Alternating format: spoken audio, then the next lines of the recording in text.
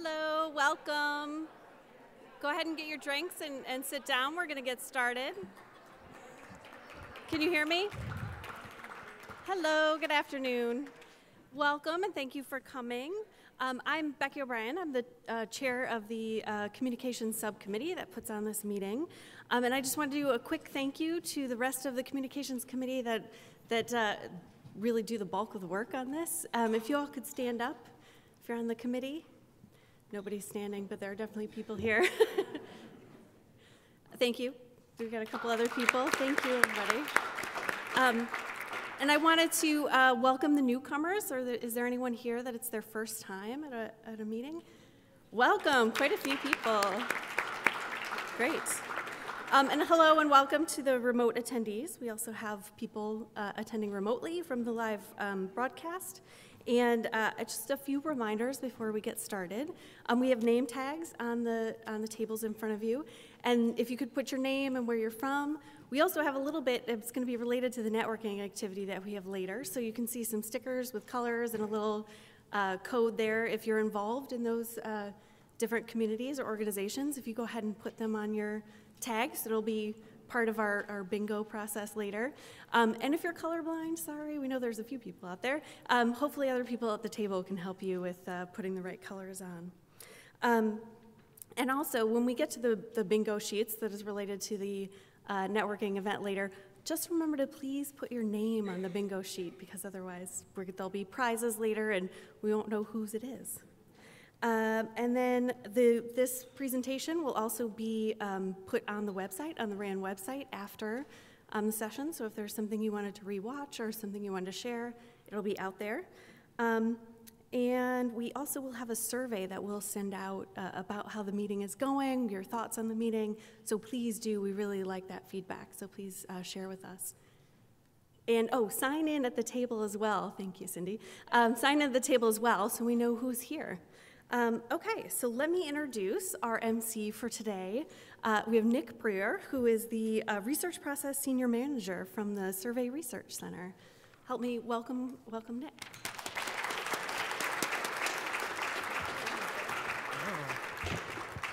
All right, can everyone hear me okay? Perfect. All right, good afternoon, everybody. How's everybody doing? Ready for this? Okay. So first of all, I want to thank all of you for attending today, both all those remote, high remote people, and everyone here.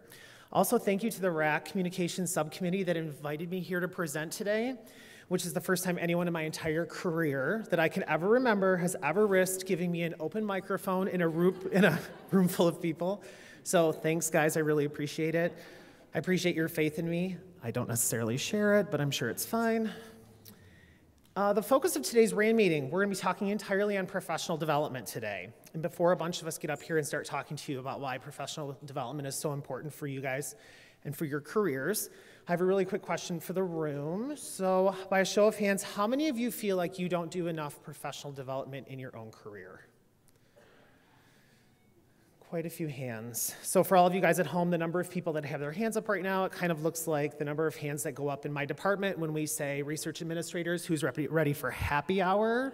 Lots of them, so a lot.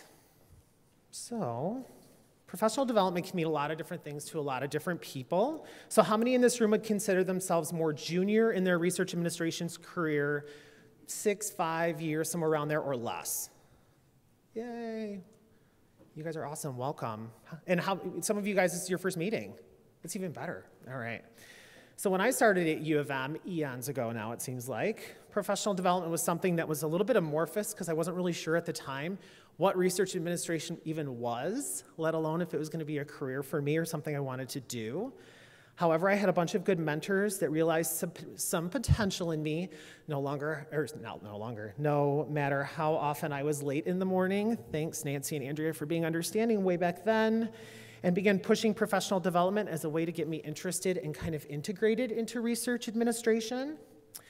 It was at that time as a junior RA that I attended meetings like these to kind of get a pulse on the community. So great job for attending today, guys. Back then, I took RAIN training. Does everyone remember RAIN? People that have been here a while obviously do. For your newcomers, RAIN basically morphed into the Navigate Fundamentals training, but in a much bigger fashion, Navigate is. I started doing a little bit of presenting at some internal meetings at ISR, the Institute for Social Research. Plus, I attended and presented at my first Michigan-based research administration conference for the Society of Research Administrators. My first one was in Frankenmuth. Did anyone attend? Yes. I don't remember anything about it except I was terrified to present and we had fried chicken. That's all I remember. But it was a great conference. I know it was. It was great. So all of this professional development really gave me a strong foundation to begin my formal research administration career. For my junior friends out there, guys, it was a really good way to meet new people, find subject matter experts, so other people in this room who are really good at certain parts of their research administration jobs and careers that you might not have any skill with. It was a great way to interact with some of those people. It was a great way to push myself outside my comfort zone. And it really helped to see what the research administration career could do for me and also what I could do for it. So for you, all of our brand new research administrators, we need your drive. We need your ambition. We need your way of looking at different things in a different manner. And we need you to help push us to make us better. A lot of times you'll see at these events and at some of our professional development, we want your feedback, especially from you guys, from newbies. We want your feedback on this stuff for how we can make it better. And who knows, if you stick around long enough like me, one day you'll be the warmest body that they can find to do the professional development presentation MC at SRAN. And so just start getting your speeches ready now. All right. So for those people in the room that are a little more seasoned research administrators like myself, I want you all to think of professional development a little bit differently today. So sure, it involves taking training and going to conferences over time, which is what we all think about professional development. But I've also realized my own professional development has shifted over time to outreach. So we all do different work, and we all have different skills based on the school, the college, the division and departments we all work in. But all of us have a unique story to tell other research administrators. I would really recommend getting yourself out in front of people, especially junior people eager to learn, and tell your research administration story. That's really what got me interested in it so many years ago. There are opportunities to get involved in some of the formal training programs at U of M as backup presenters. There are people like myself always willing to collaborate with you on a presentation idea, either somewhere internal here at U of M or at a conference. If you have any interest and think we could collaborate on something, let me know, I would love to. And there's both formal and informal mentoring can take center stage to help train the next generation of research administrators. So no one really mentions this enough either. These training programs wouldn't be anywhere near as successful as they are without your input, your leadership, and your assistance. So thank you.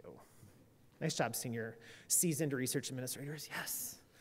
So in closing, let's get to the show here, just a couple really quick things. So if funding is available, we're gonna talk about professional conferences today.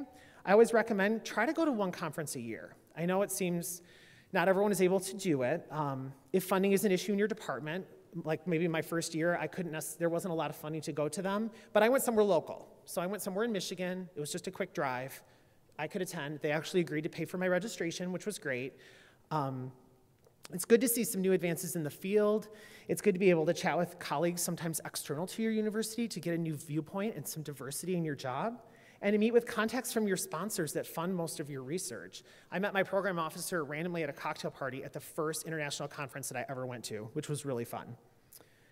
So professional development also includes soft skills, not just training in research administration, from things like having difficult conversations, to advanced project planning, to conflict management skills, to foundations of supervision. There are training opportunities through LPD, Learning and Professional Development, here through HR. Has anyone ever heard of it? I mean, has anyone ever taken some of the courses? Yeah, nice job, guys. But I suggest you check them out. And then if you're ever interested in being involved in any of the training programs, professional societies, or professional development opportunities here at U of M, please ask. This is a great place to ask. You're gonna have a lot of good people sitting in front of you today, in the room with you today that are involved. So if you have any interest at all in getting involved, make sure you talk to us today. I'm telling you right now, the worst thing I've ever done for my career is saying things like, I just don't really want to bother them, or I know they're really busy and they probably don't have time to ask a question when we're talking about professional development. But I'm telling you, everyone here today that's talking about professional development is here in order to help grow it at the university. And you should think of all of us as colleagues willing to talk to you about any sort of professional development you're interested in. And I realize I just volunteered everybody else that's going to come up here today to do that as well. Sorry, guys. All right, are we ready? Yes, okay. So without further ado, I'm going to invite our first professional development panel up on stage. So we're going to have two today, guys. We've divided this into two categories, one for professional associations and one for professional development opportunities here at U of M. So I'm going to call you up one by one and then make you sit in a row in the way I call you up. I'm sorry. I apologize.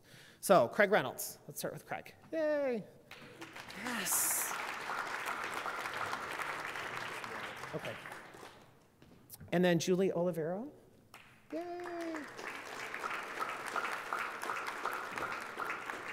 Ruth Halsey. Amanda Hill.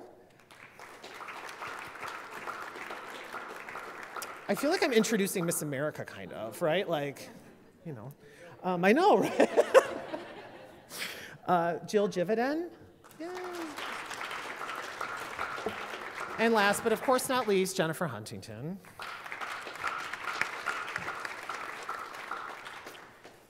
All right. Thank you. All right, guys, so we're going to start. Thank you for doing this, Chris. I appreciate it. We're going to start with Craig and Julie. They're both involved in the National Council for University Research Administrators Professional Society, also called NCURA. There might be a quiz on this later, so make sure you pay attention on the acronyms. You work at U of M, you should be used to them by now. So we have some questions for you guys to start. Are we ready? We are ready. Yeah. So guys, what was your motivation for participating in the group that you guys are in right now? Sure.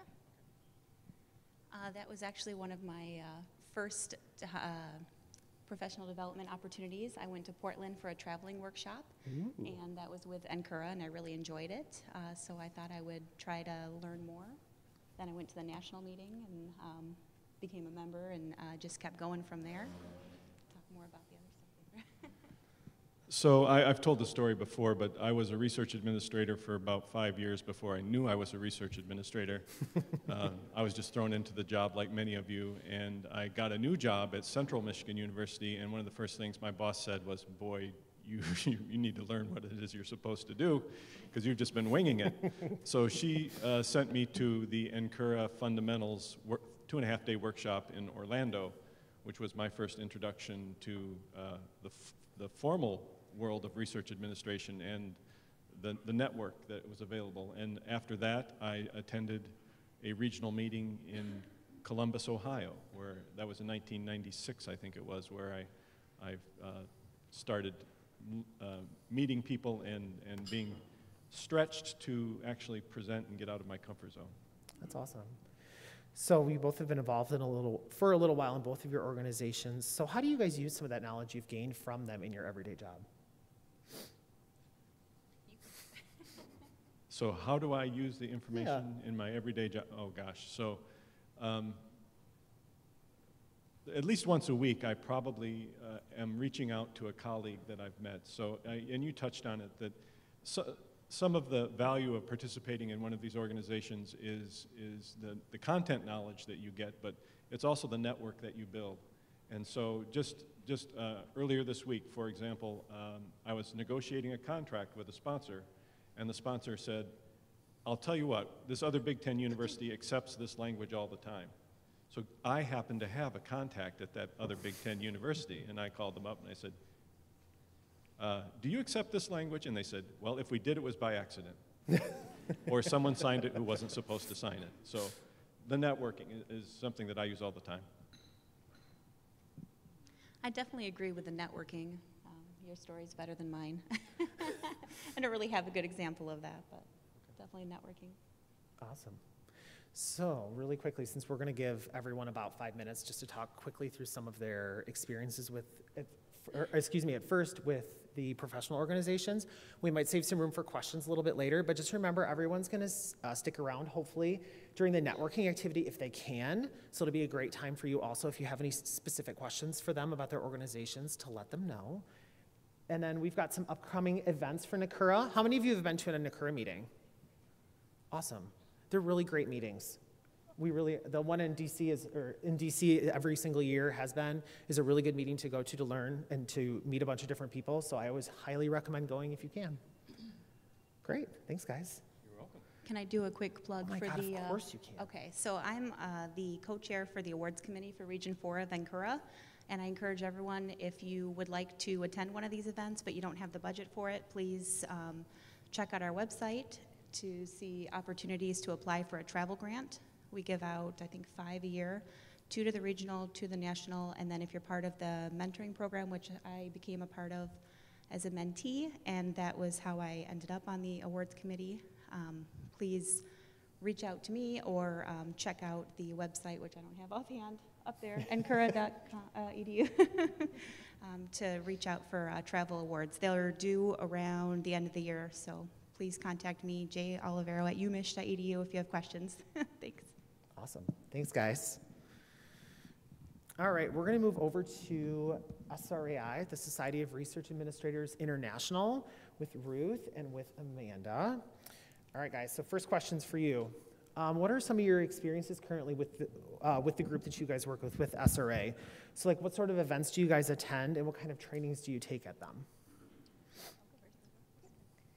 So I'm relatively new to SRA. I just joined last year and jumped right into the planning committee for the chapter meeting and had a great time getting to know new people as far as even the hosts at CMU that we had at where the conference was this year, and more people here in the Ann Arbor campus. I work on the Dearborn campus, so I don't get a lot of opportunities to meet a lot of folks on the Ann Arbor campus, and it was a really great opportunity for me.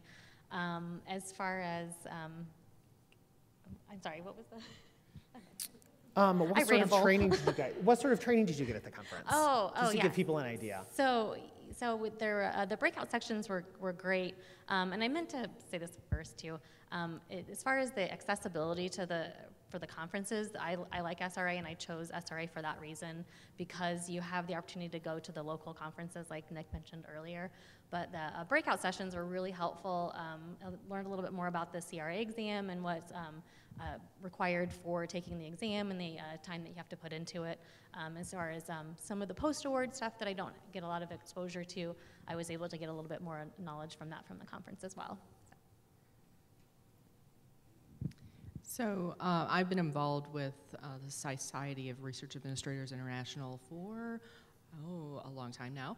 And I am presently the president of the Michigan chapter, and I really have enjoyed my interactions with the Society of Research Administrators International. They have all kinds of opportunities that are available to you beyond just conferences. We do have a local Michigan chapter where we have conferences in the state of Michigan every year. There's also conferences that are available for the section, which includes the region around Michigan, in states around Michigan, usually located in various states in the region. This one coming up is in, I believe, in Chicago. Correct. But our Michigan chapter conference this year, we are proud to present. We are celebrating our 25th anniversary this year, and it is at Mackinac Island. Be there or be square. We are so excited. We only get one 25th, and we're going to roll it out with a bang.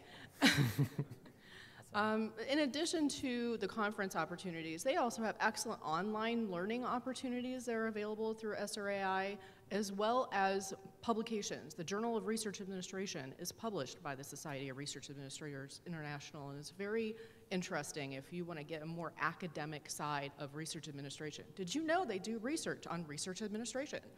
Yeah, who knew? So I have one more follow-up to both of you, since Ruth, you've been involved a little bit longer, and Amanda a little bit not as long, you're a newbie. So how have you been able to practically apply some of the knowledge that you've obtained at these meetings in your everyday job? I think, like it was mentioned before, a lot of the networking, you have resources that you can go to.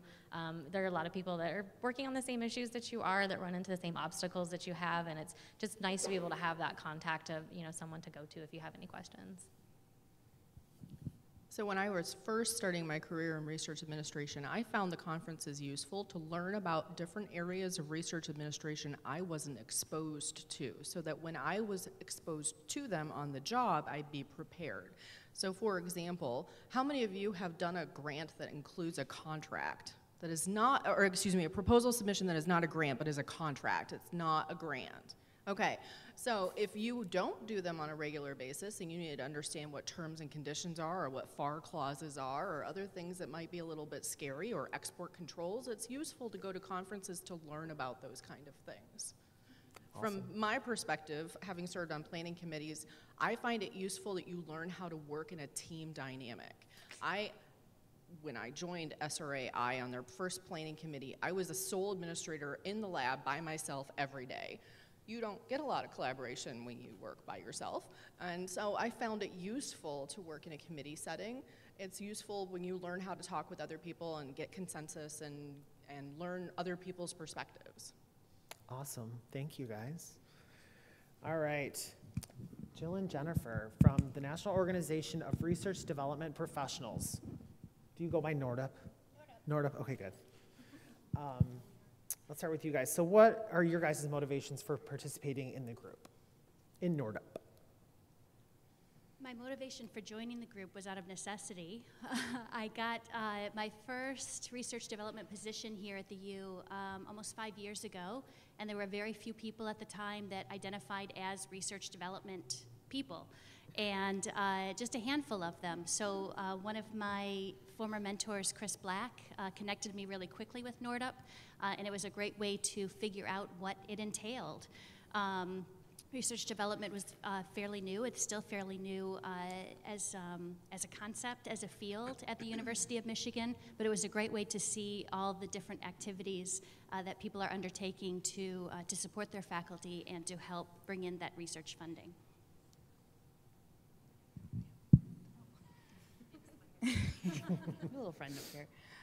So I recently stepped into more management senior role, and I working in the business school, which hasn't previously gone after sponsored funding.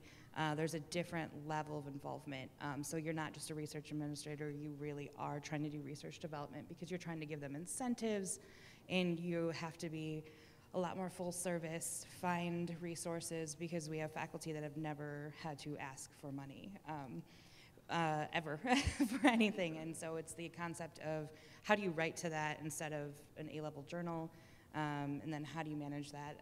And so again, it's out of necessity, and my director said, this is something you have to get involved in because it's part of your role now. And so I started that this year. So to follow up on that, since some of us might be members of the first two as traditional research administrators, but maybe not NORDUP. For example, I'm not, so I know nothing about it, unfortunately.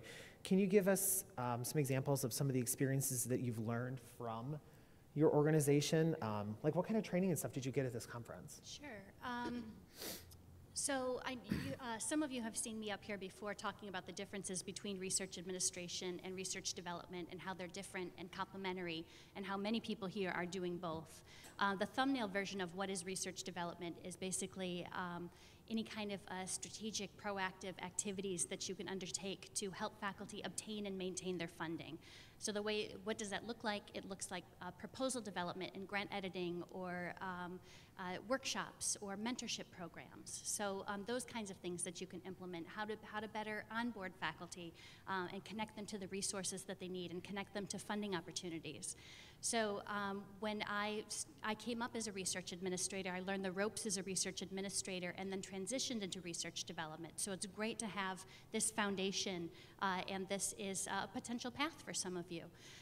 What I learned at NORDUP, I am inspired by it.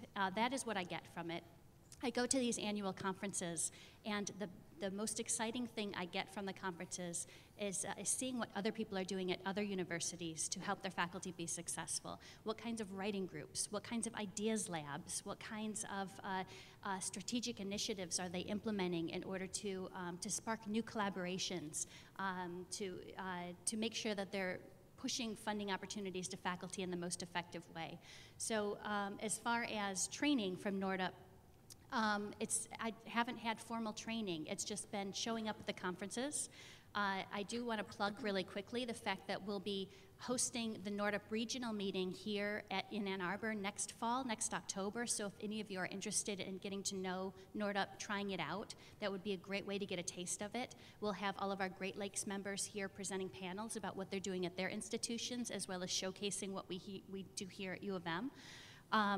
But we also have a really robust listserv, a very active listserv as well. So almost on a daily basis, we're getting people that are reaching out with questions about what they're doing and asking about best practices and strategies, things that are unfamiliar. So in the same way that you interact with your colleagues through your about research administration challenges or questions, we're doing that around research development type things as well. So I attended my first conference this year, and what was interesting to me is that I think the most I learned was attending Jill's talk.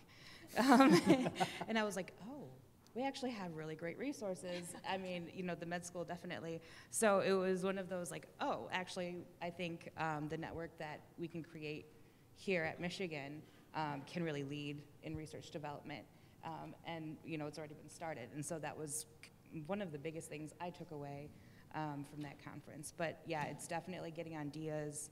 And since I paid her to say that. since the Ross Business School is trying to lead in this area as well, when it comes to business schools, we need to come up with innovative ideas to get business school faculty more involved, because across the nation it's different depending on where you're at, and so we're trying to lead that energy, and so it's hard because I have to get ideas from other areas that don't talk to business necessarily, but trying to figure out how we can collaborate in that area, and networking in that way. It's been most beneficial, I think. Awesome. All right, guys. Thank you all for coming up. Everyone, round of applause. Great panel.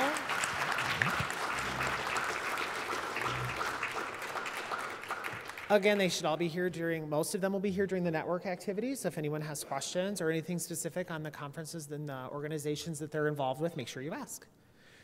All right, second panel, are we ready?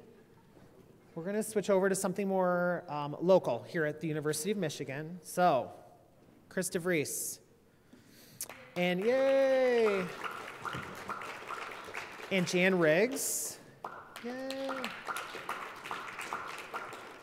Sue Kelch, Kelly Buss,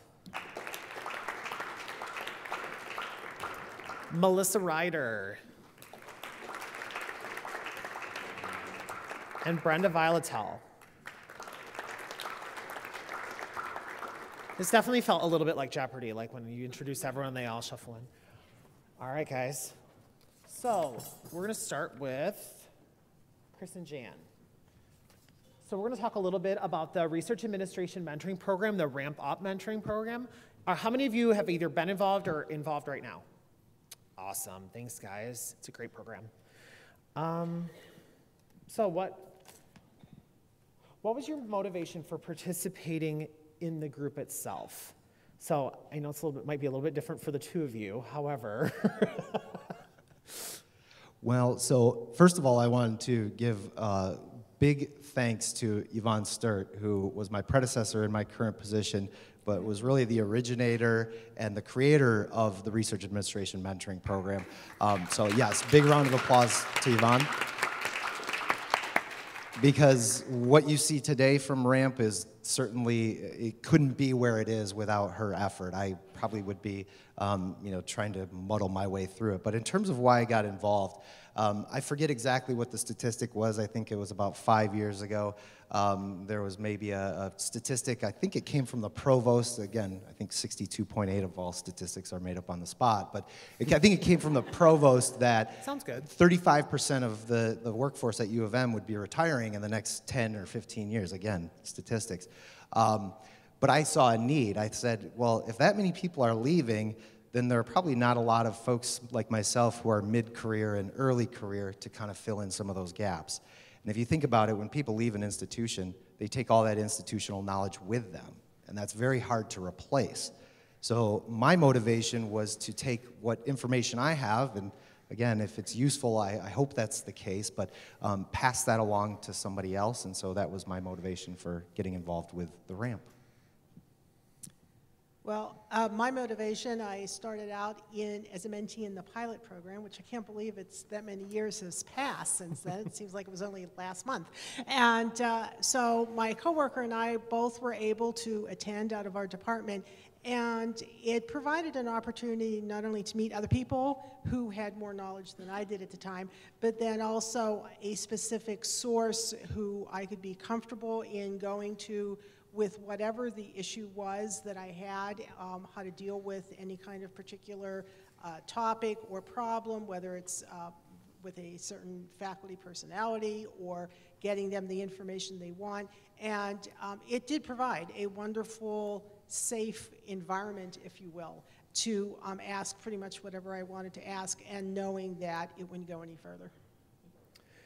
So I think for some of these Michigan-based professional organizations or programs that we do here to train research administrators, I think one of the biggest questions that people sometimes ask is, what do you get out of it for your involvement? So as both mentors and mentees, what do you guys get out of it? Well, as far as mentee is what I get out of it, or received from it, was just again more knowledge and a place, and knowing that I had a place to go, which kind of then fueled me to become a mentor in the program, because by this point I had more knowledge to give, and I liked the opportunity to be able to share that with anybody who is interested, and it provided a venue for me to do so.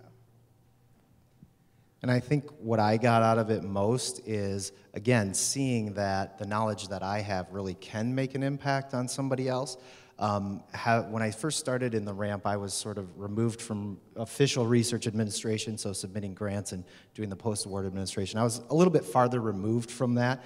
But my first mentee, one of the things that was brought up in our first meeting was a challenge with a supervisor. So that's a skill that all of us at one point in our career will need to address. But that's not specific to research administration. So what I really got out of it is feeling like, even though I wasn't in the day-to-day of research administration, I was still able to kind of help somebody navigate their career. If you think about it, no matter what kind of work you're doing, if you're in a toxic environment, it's no good to go to work.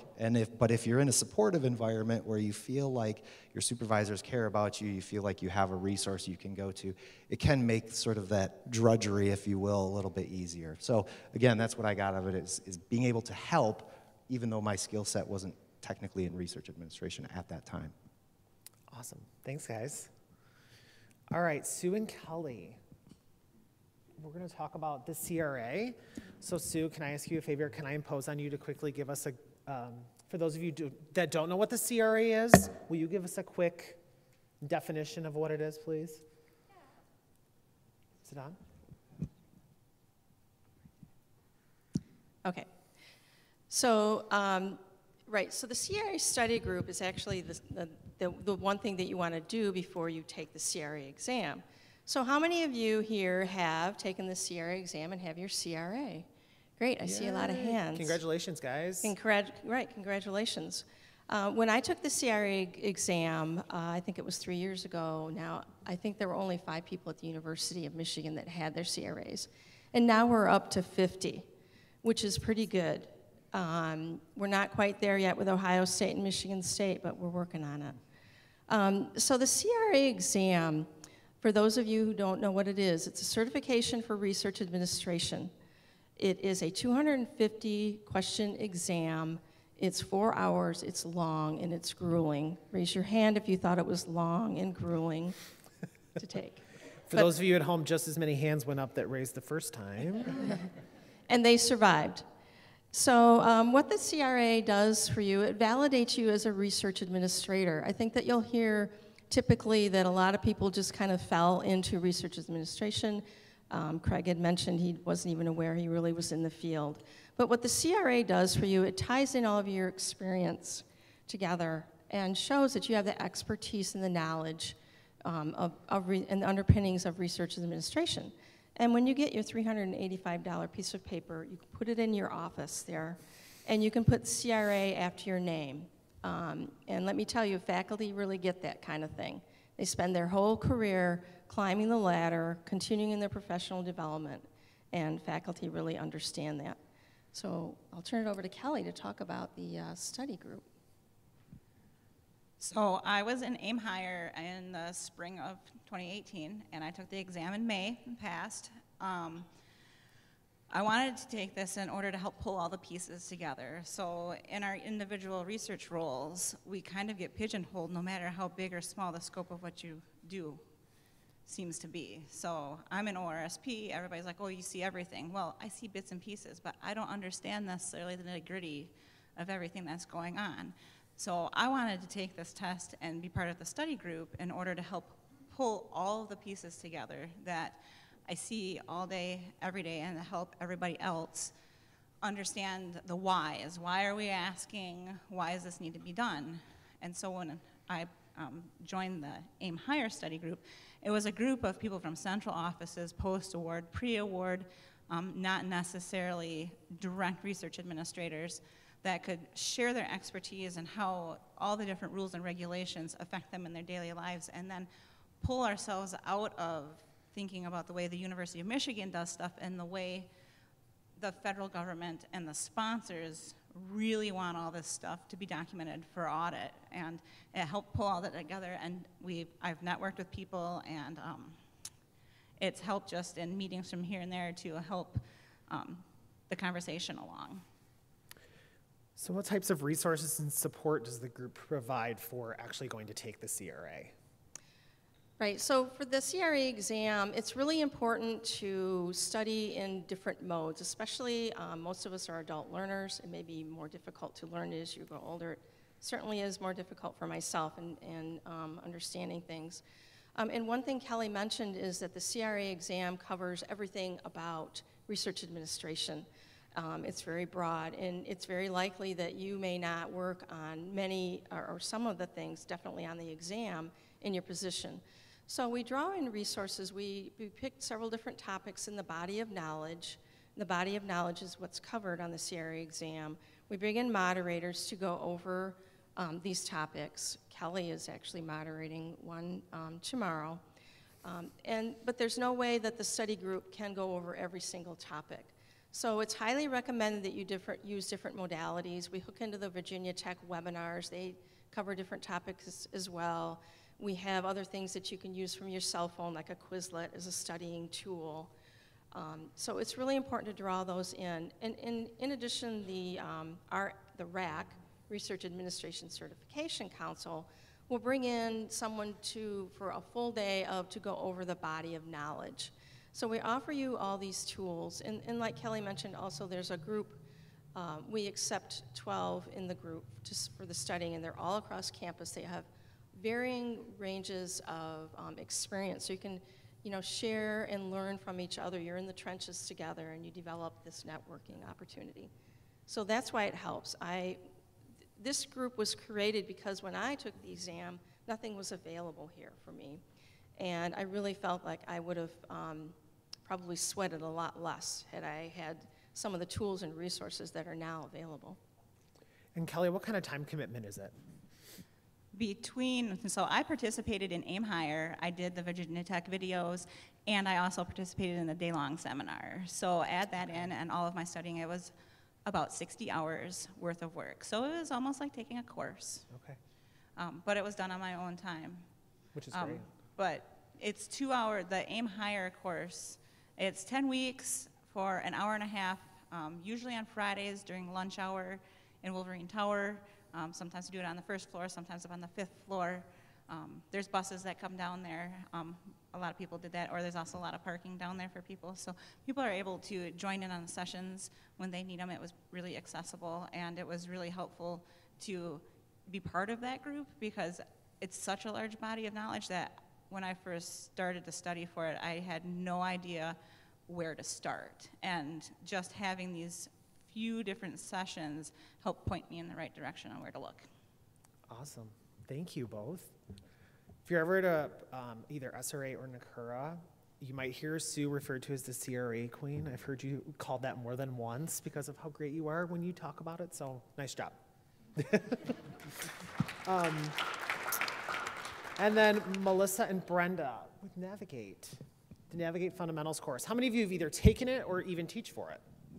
So a lot of you. Awesome.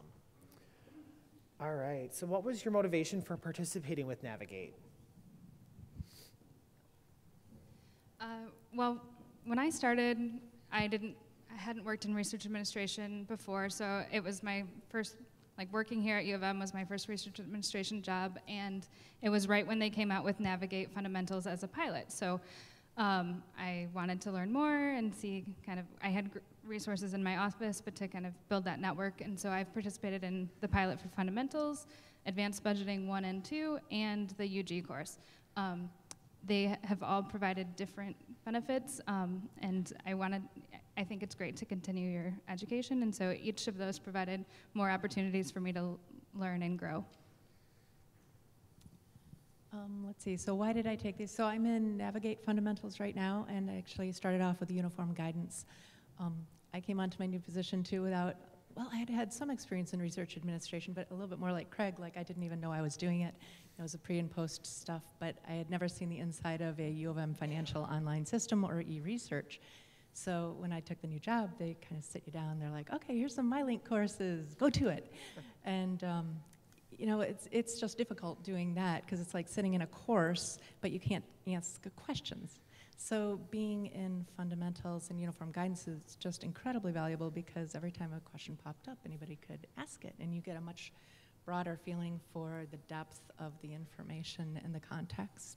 So that's just been incredibly helpful. So what sort of resources and support have you gotten out of Navigate? Well, of course, just the depth of the knowledge of the experts that are there talking. Thank you, Nick.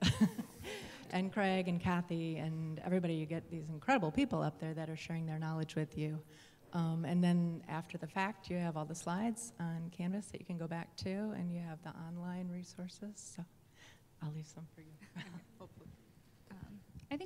I mean, the knowledge you learn in the courses are great, and it's U of M specific and broader across, but it has a lot of U of M specific resources. But I know for me, one of the greatest benefits has been the networking opportunities. In each Navigate class I've taken, there have been people that I work with, you know, in other departments, or we email all the time because our faculty work together, and you've never met them before, and so now you can put a face to the name, or when it does come up with them, you're like, oh, okay, I can reach out to them and see what I should do for this budget. And so knowing experts in the field, that it's a great benefit there. And then I know, like, for the UG courses, having the handouts that you can come back and look to every time, I'm like, oh, is this one that they just auto-increase, or is this one that I have to, ask for permission on? So it adds some really great resources right here for U of M specific knowledge. Awesome. Thank you all. All right, you guys, round of applause for our panel. Does anyone have any specific questions while they're milling? Does anyone have any specific questions? I'm happy to shout them out for you and have someone else answer. Thank you. All right, if not, they're all here and you know where they all are. So during this network activity, make sure you ask. All right.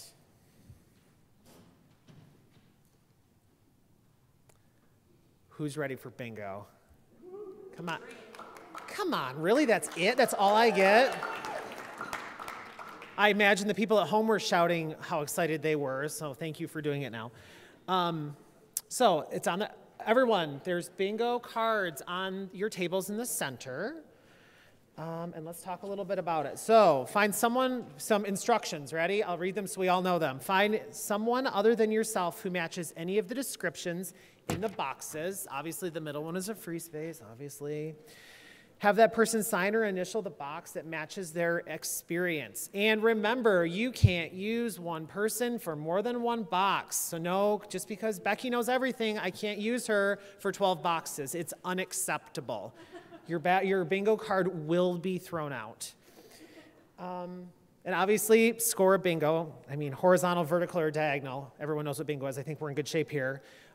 Once you get one, there's a bucket up front. Everyone see it? Oh, see, you're fantastic. Thank you. Thanks. Vanna, I was just going to say. Thank you. Make sure, now is everyone listening? The only rule, other than don't use Becky more than once for all the good stuff, write your name right now at the bottom of it. Okay? And you must, I'm throwing this in there, you must be present to win. Yeah. And then, yeah, prizes. Look, there's cool bags. There's prizes in them. Is there anything fun? I'm going to make sure I win one of them now somehow. And then we will reconvene at 3:05. So we want to start networking, and then we'll be back at 3:05. Go.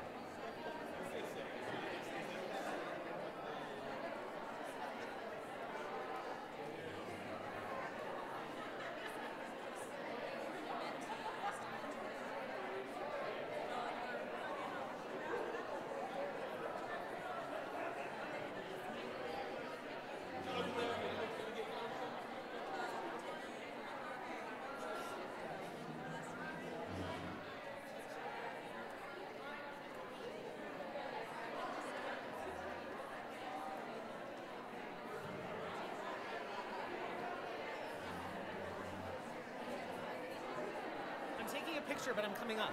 Oh, you already got paintball?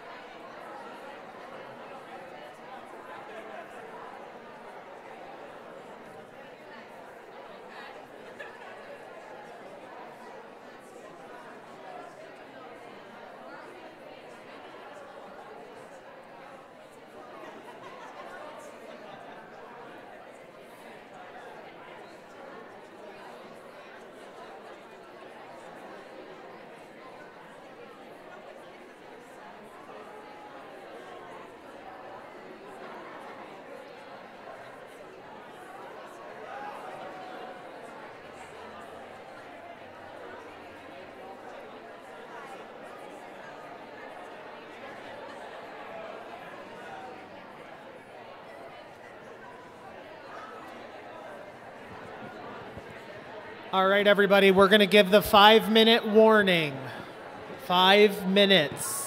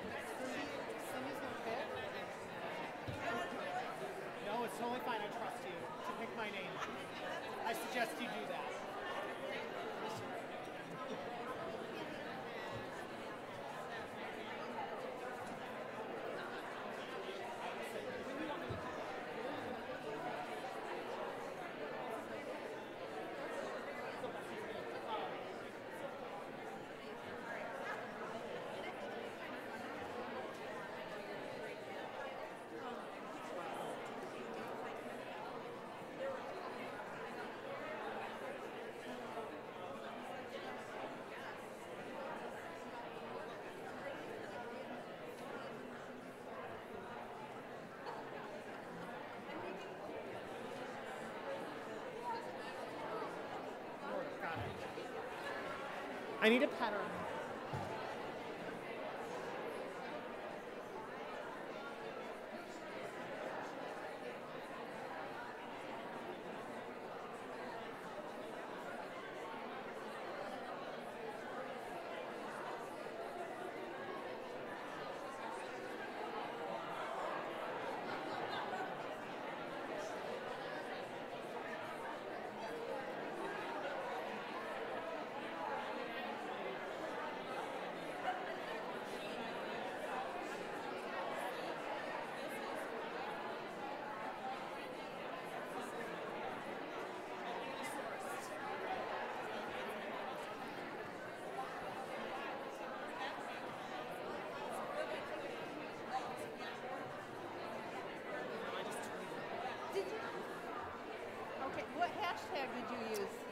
Professional development, research administration. I used UMore. Oh, nice. Something else. Good.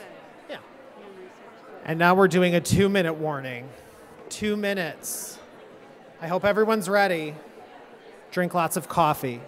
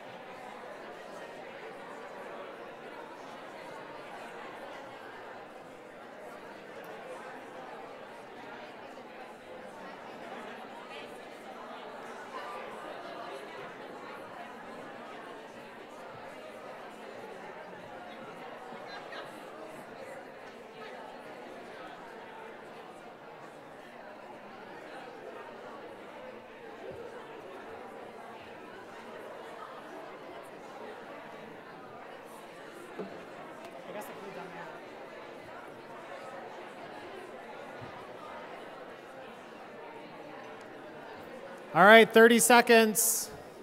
Don't make me start counting down.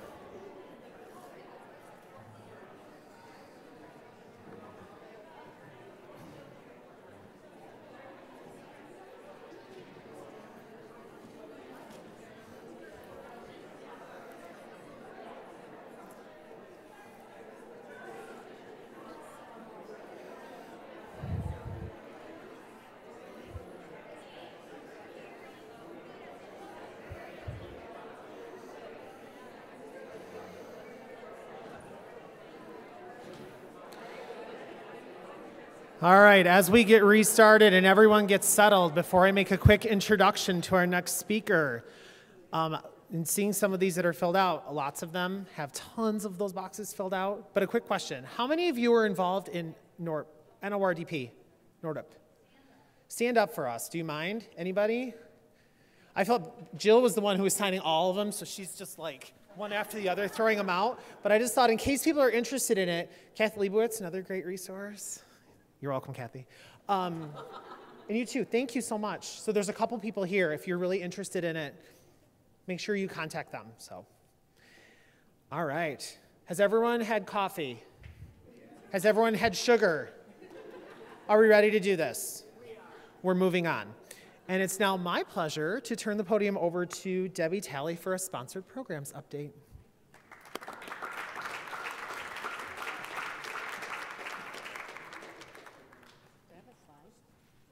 What?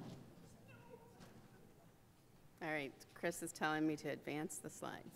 All right. Good afternoon, everyone. I was worried when we started talking about needing coffee, and then I was going to be going up here. So I do have some really exciting news. Not really, but. So related to the single audit, so usually I have talked about this at the February meeting and then maybe the May meeting, but this year we worked with the external auditors, PwC, to move the timeline up for the audit. Our hope is to have this done by the end of the year, by the end of November technically, like my slide says here, but we just heard from the auditors an update today that things are going really well with the audit. And as of right now, which is just so you know, as of today, there are no findings related to research and development, which is really great news. We have had findings for the last 4 years related to equipment, so hopefully we don't hear anything after today. And then also, one thing that I just wanted to mention for any of you who are involved in recharge activity. So if you are a recharge unit and do any billing or charging other sponsored projects for recharge activity, that's an area that every year the auditors have given us a management observation. So it's not a finding, but it's a note to us saying, hey, you're not doing this right, and we need you to work better or harder or smarter to get this right. So for this year, a couple of the areas related to recharge activity has to do with not charging what you say is your posted rate. So if you have a published rate, you need to charge that rate. And so if you don't have recharge, or you're not responsible for it, but you know someone in your unit who is, if you can take that information back, that's really important that we are charging what we say the cost is. Kind of like, you know, that price tag on something at the store, it should ring up that way. Same idea. So that's it for the single audit, so hopefully we will continue to move forward with no findings this year, but we will continue to keep you updated if there's more information we need. Oops. My other slide, which I don't really have one, is about people. So let me just tell you a little news about our staff. So we have many open accountant positions because people are coming out to work for all of you, which is great for our accountants.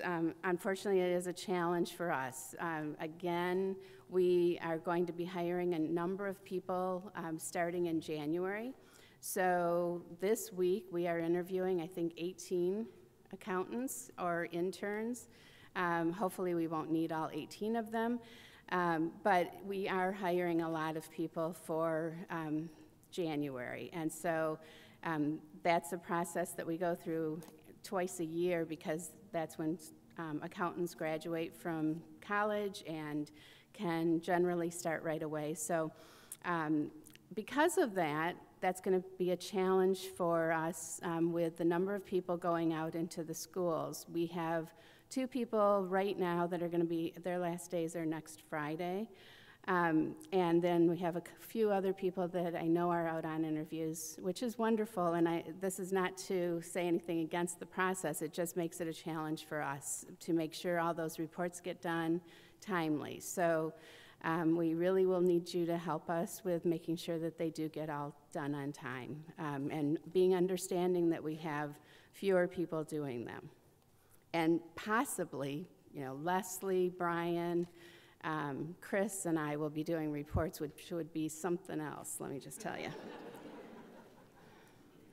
I'm going to need a refresher. So the other open position that we have currently is in contract administration. We have a contract administration senior position. We're hoping to fill that soon. And then we have some exciting news. Kimdra, her name now is Kimdra Payton, was Kimdra Alexander when she worked for us a number of years ago. She's coming back from U of M Flint to work in our customer service area and actually throughout the office wherever we need help. So she'll be back in November. So that's my updates. Craig?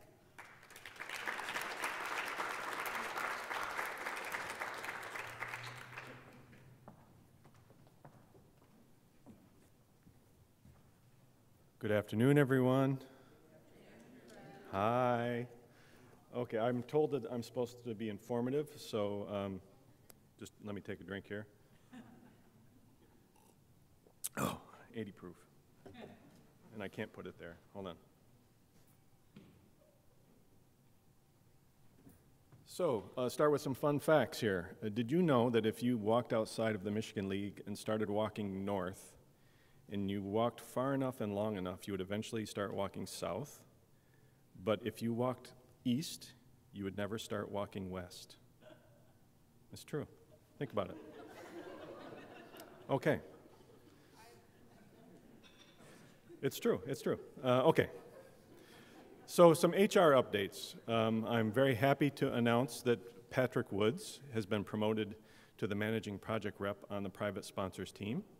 And Emily Baxter has been promoted to assistant managing project representative. These are some of the dominoes that fell when Tom Zadiba retired, so we're very happy to announce their promotions.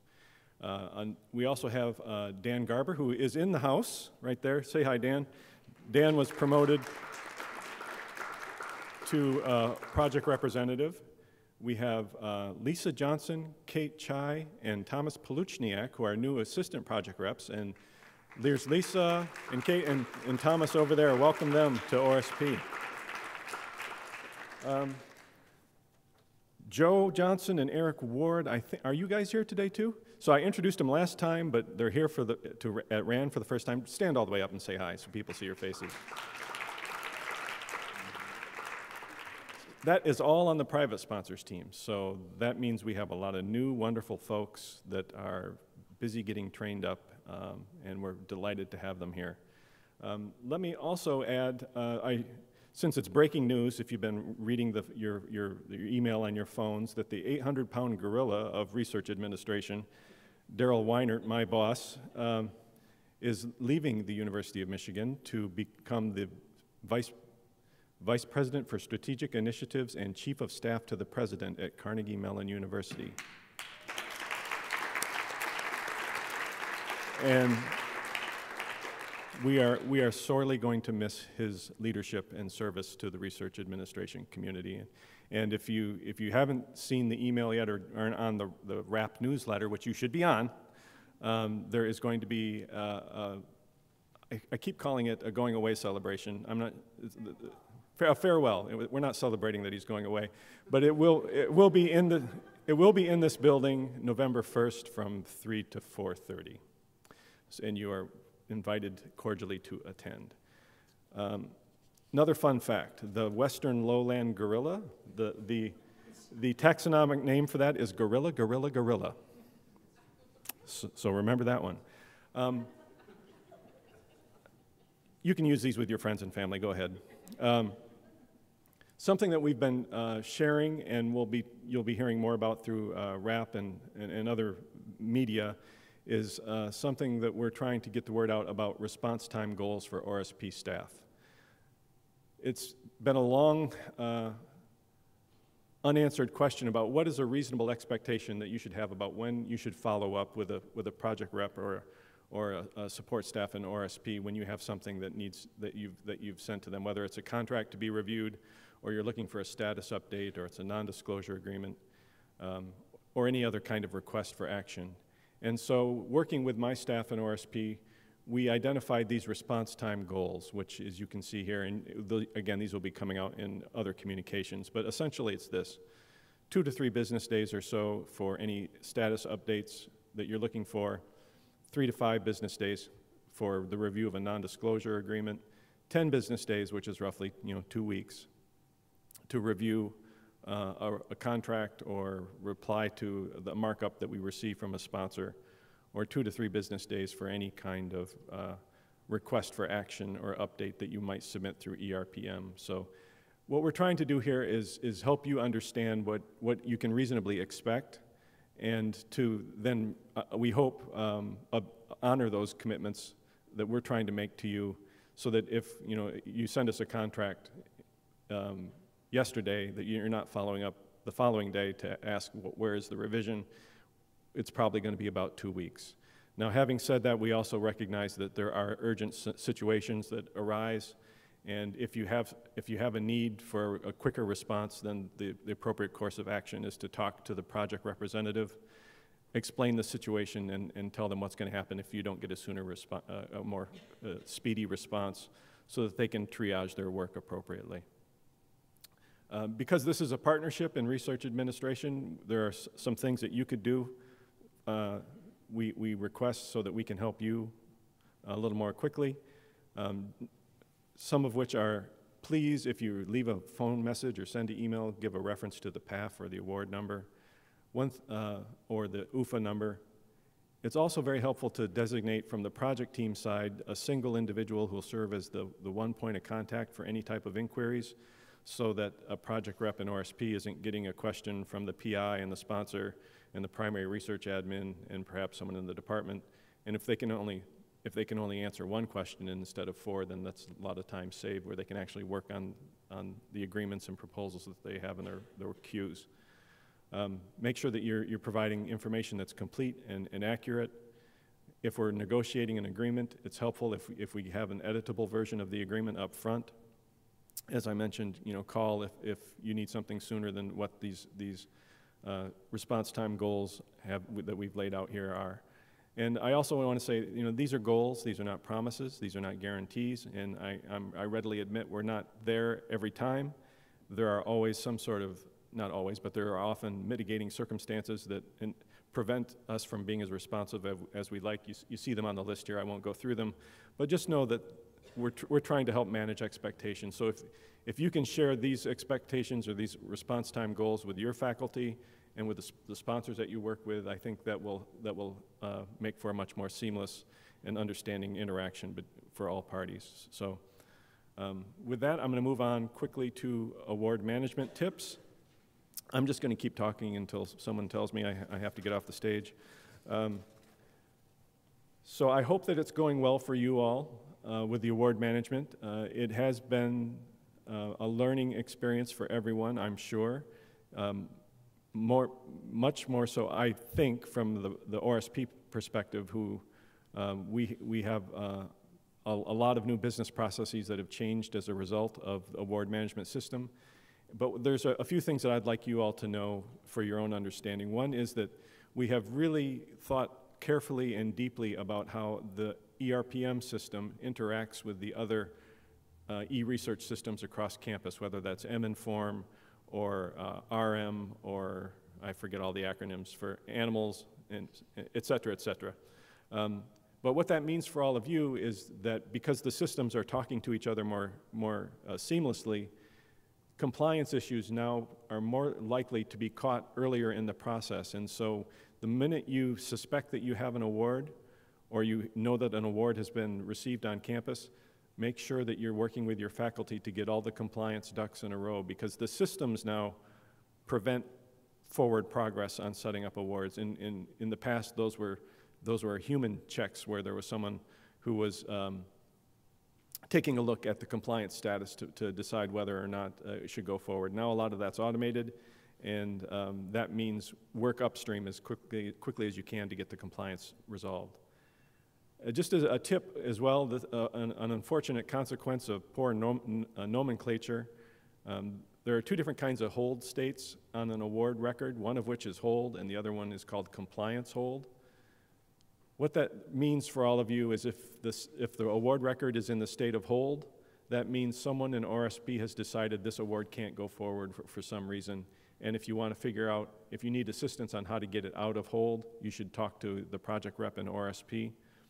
If the award record is in the state of compliance hold, that means, I call it the compliance cruncher.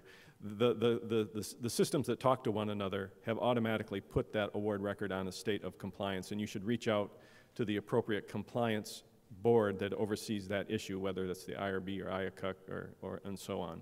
So helping you wayfind through the system. We'll try and get better names for those two states so you can more easily identify them, but a tip of the trade. I just want to also reinforce the importance of the request action / modification functionality on the award record. It's not an activity anymore on the left where, like on the path, you can request ORSP action. It's a little blue button up on the top left of the workspace on the award record, and you click that for any time you want ORSP to either take action or review a request for a modification. So don't post a comment. Use that button up on the award record. And then finally, something that not everyone's aware of, it's a bit of an aha moment for some folks, is that if you look on the various tabs along the top of the workspace, you'll see that there's the Money tab, and for modifications and related records and so on. That gives you a lot of good information, but you should also know to take a look at the worksheet up on the upper left-hand side of the workspace. You can view the worksheet, and there's more information usually available under the worksheet than there is under the tabs. So if you're not finding what you need on the workspace, you can go into the worksheet and you might be able to find out the answer to your question. Okay, I know I don't have a lot of time, so I'm going to go very quickly through some new and updated SOPs from ORSP. We've simplified the policy with respect to pre-proposals and paths and when you need to route them.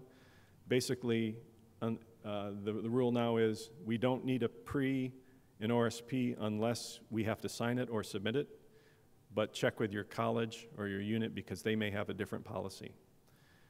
We've clarified the reporting of other support to let everyone know that you have to disclose any type of support regardless of source and who the grantee is as long as it's supporting that faculty member's research.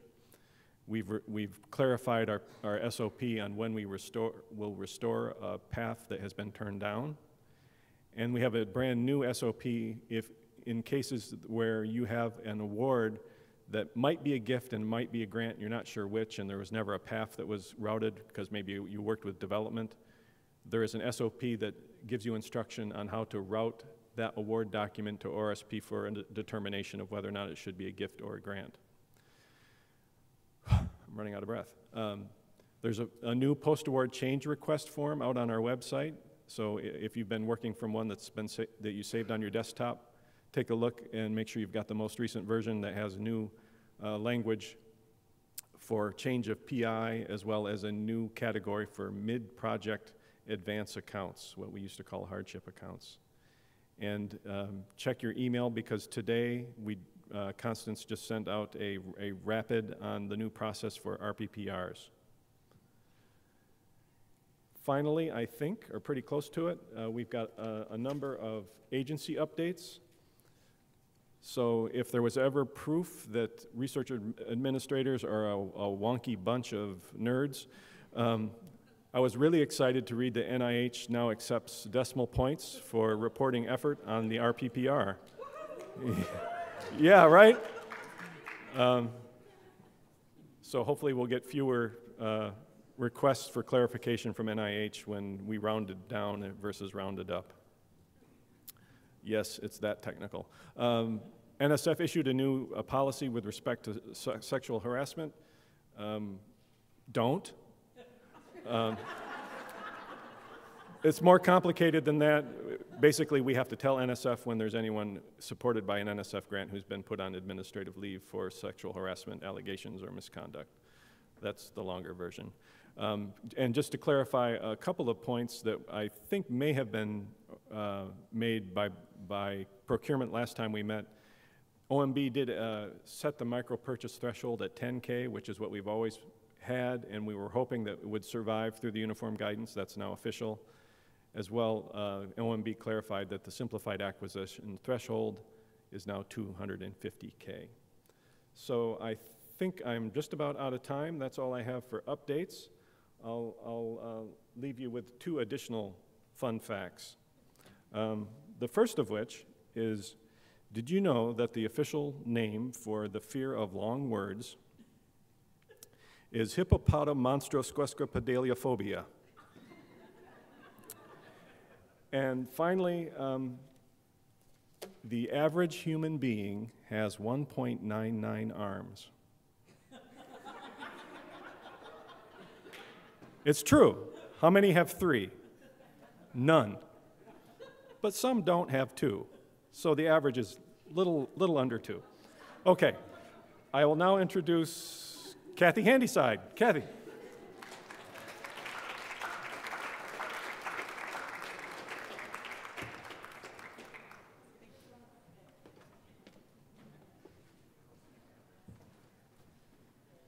Okay, he is an amazingly hard act to follow. Good afternoon, everyone. I only have a few items to share with you because Craig obviously has become an expert on all things e-research now with award management, and I am grateful for that. It is true, we did release some major new functionality to ERPM for award management on August 20th. It seems like we survived. It has been a little bumpy, and we're getting through it. So I wanted to remind everyone today, if you have not heard this message already, about some resources that are available to you in the schools and colleges and in the central offices, as well as to tell you a little bit about where you can find more details. We've been making several updates to ERPM to accommodate some of the things we've been learning about award management now that it's live. And then I also wanted to talk to you about the process we're going to use to prioritize enhancements, because we got a long list of things that people want to change in the system. So let me start by the slides. For those of you who are following along remotely, do include links. These will also be posted, and I'll also show you how you can get to these links if you're just navigating on your own website back at your desk. First and foremost, we have job aids and training materials for all things award management. And they are all available in one nice place here. At the top of the list is an overview of all the changes that were made, and then there's also a set of frequently asked questions. So if you are finding yourself pondering, how do you do this now? That might be a good place to check first. In addition to that, we have several presentation slides for training, little training videos on different pieces of award management, and also many how-to and reference guides. The list is long. But those are all for your reference. Hopefully they're helpful to you, and you can get to them quickly.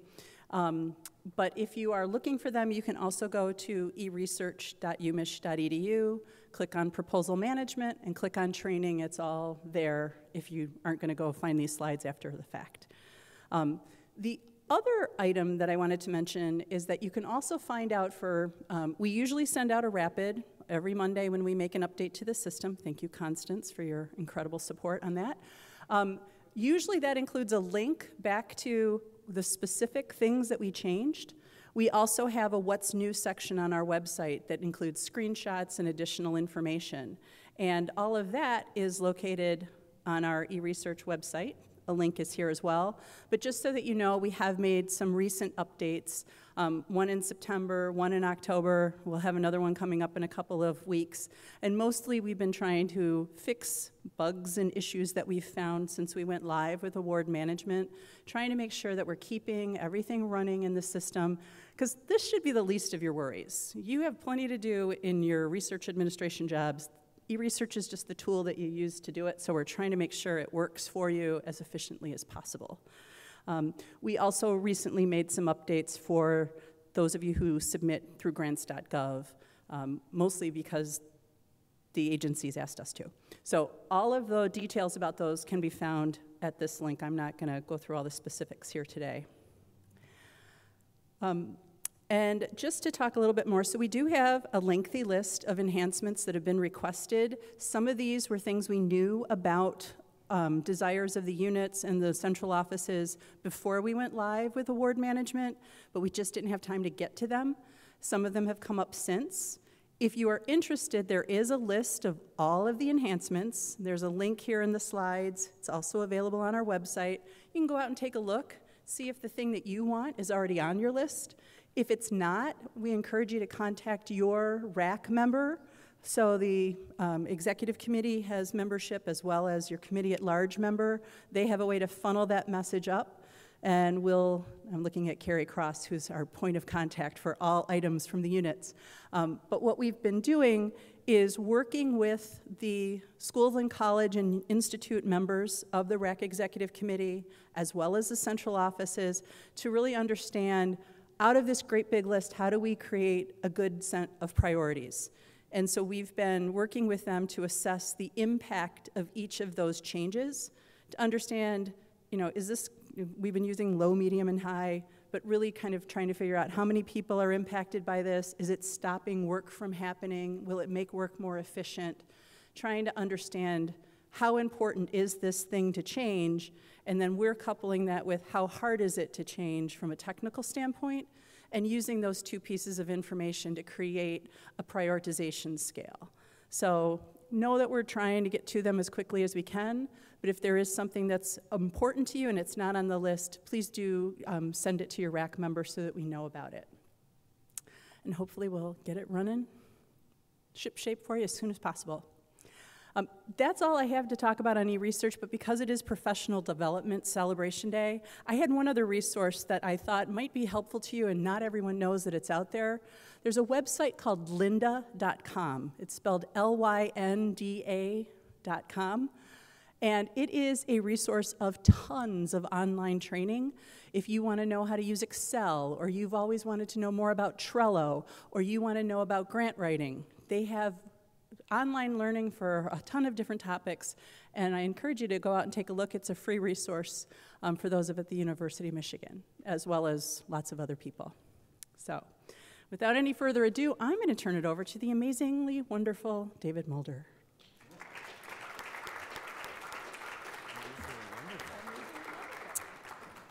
All right. Fun fact, there are over 40,000 muscles in an elephant's trunk. You're welcome.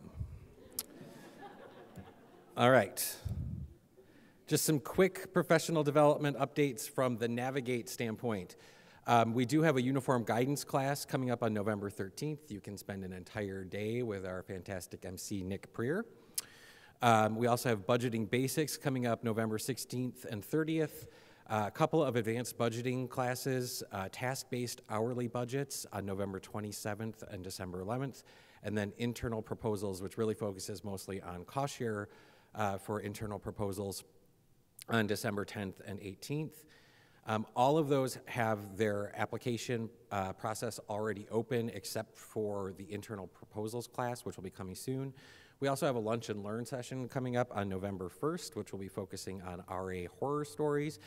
That is already full, but we do have a wait list open, so if you'd like to get added to the wait list, feel free to do so. For more information, of course, you can reach us at navigate-research@umich.edu. Also, on your tables, you should have a piece of paper that looks something like this, or yours might be orange. If you have any interest in becoming a contributor to the Navigate program, which many of the fine folks who you saw up here today are already, as well as many other folks out in the audience, and being a contributor doesn't necessarily mean being an instructor. It could be being a design team member, a work group member, a lunch and learn panelist. There are lots of different ways to get involved. But if you have any interest, do please leave your name and your unique name on your purple or orange sheet, and someone from our team will get back to you and find out more about what you're interested in doing. And with that, My other big update is that we are about to release the first of our online e-learning modules, which we're calling Navigate Essentials. We will be rolling out our first set of modules at the end of October. At the end of October, we'll be releasing the pre-closeout analysis, project closeout, and financial status report overview modules. And then roughly every month after that, we'll be releasing additional e-learning modules for the next 9 to 10 months. And you'll be able to access those from the Navigate portal and also through MyLink. All right. With that, I'm going to turn things back over to Becky.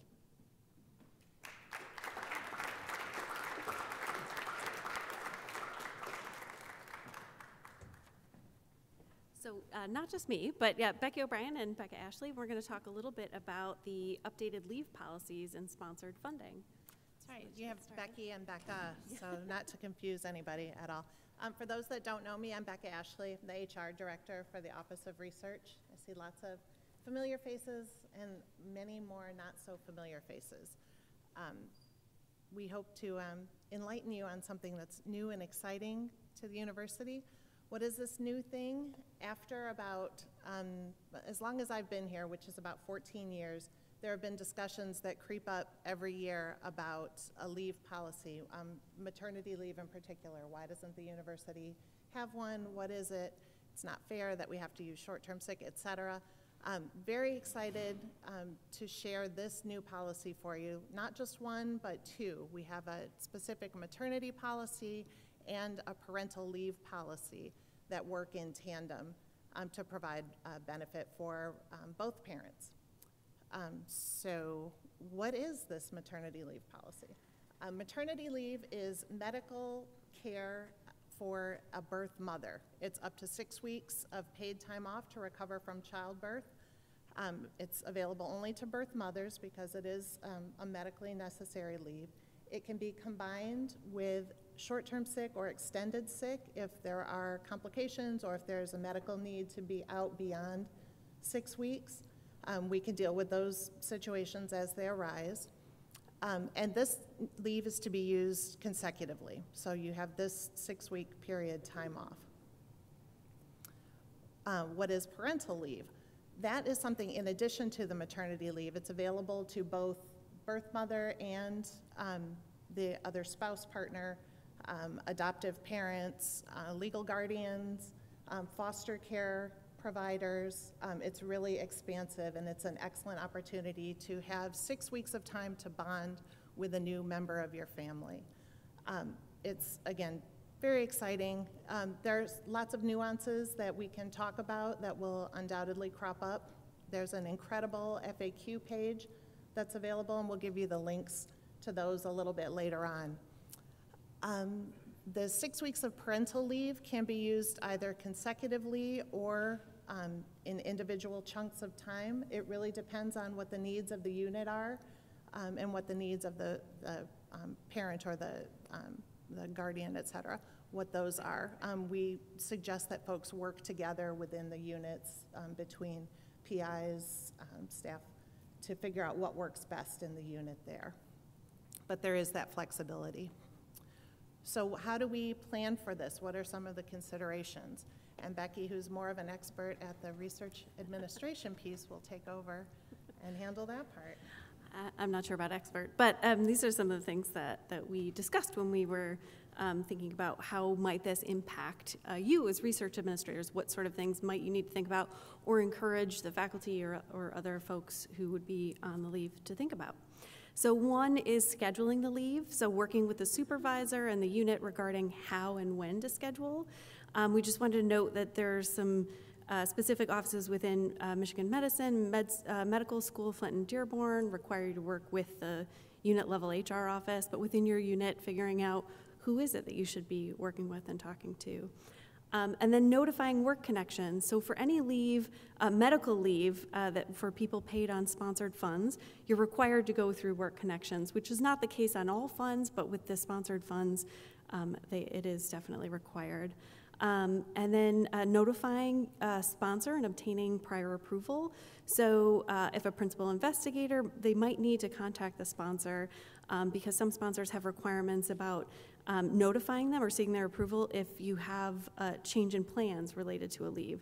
So typically, this is not always the case, but typically sponsors want notification or seeking their approval if you plan to have key personnel who reduce their effort by 25% or more than the originally planned effort, being away from a project for more than 3 months, which, you know, the two leaves together, that might equal more than 3 months. So, and you might possibly need to complete a post-award change request form to notify officially. One of the other pieces too, which we're going to talk a little bit more about, is securing reimbursement. So UMOR can reimburse the unit for funds from the UMOR pool account for people on sponsored funds. So we're going to talk a little bit more in depth about that.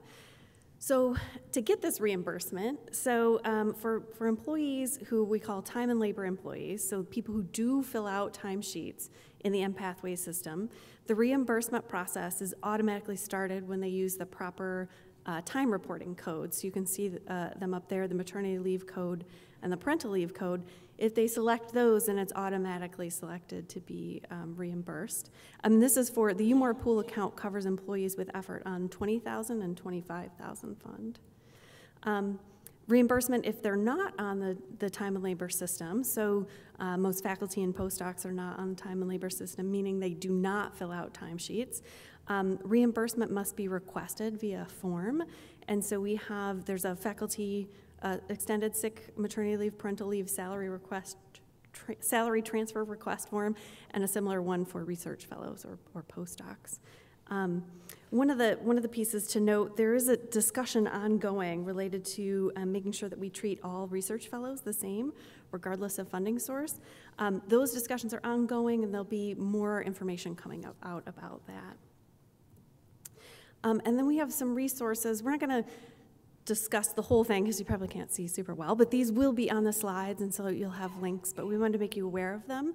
There's this handy matrix that the HR folks created. It's more than just related to sponsored funds, but it's related to options, as it says, guide to time off options for new parents. And so you can figure out, you can look at that matrix, okay, in this situation, who's eligible, what is the intended use, and that sort of thing. So we have a link to that. There's the ORSP webpage, which has specific information related to people on leave while paid by sponsored funds. So we have a link there as well, which covers the same material that we're talking about today. And then a link to the forms that I was talking about, the faculty forms and the research fellow forms that would need to be filled out in order to request reimbursement from the UMOR pool. So that is all we have on the updated leave. Hopefully that made sense. I don't know if there's any questions in particular about the leaves. Does not appear so. I think everybody is really interested in probably getting to the wrap up and the bingo winners. Thank you, Becca.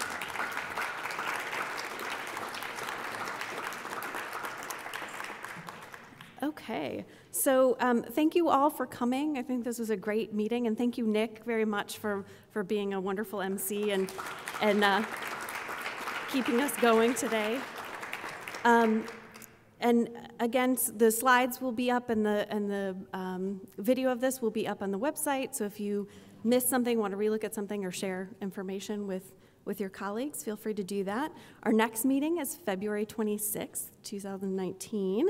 And don't forget to fill out your survey. We'll be sending that via email, and we really appreciate the feedback, so we continue to make this event better and as relevant as possible to the widest group possible. On to the exciting part. Let's pick, I think, was someone, Chris, do you want to actually do the picking? So we have 2 bags up here. The prizes are these lovely bags with the research life cycle on them that we're super excited about. And then there is some Halloween candy and some locally sourced apples. So we're very excited about that. All right, let's see who wins. So they're hard to shuffle, so I can't Yeah. really shuffle them. I just throw them on the floor and see what happens. All right, ooh, I actually grabbed two here. All right, we have Julie Breaker. Yay!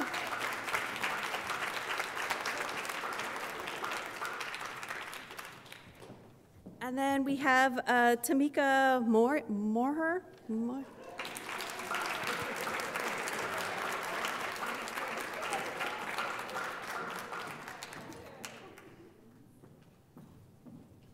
All right, thank you so much, everybody, and feel free to continue networking and help yourself to some of the cookies and coffee, and we'll see you all in February. Thank you.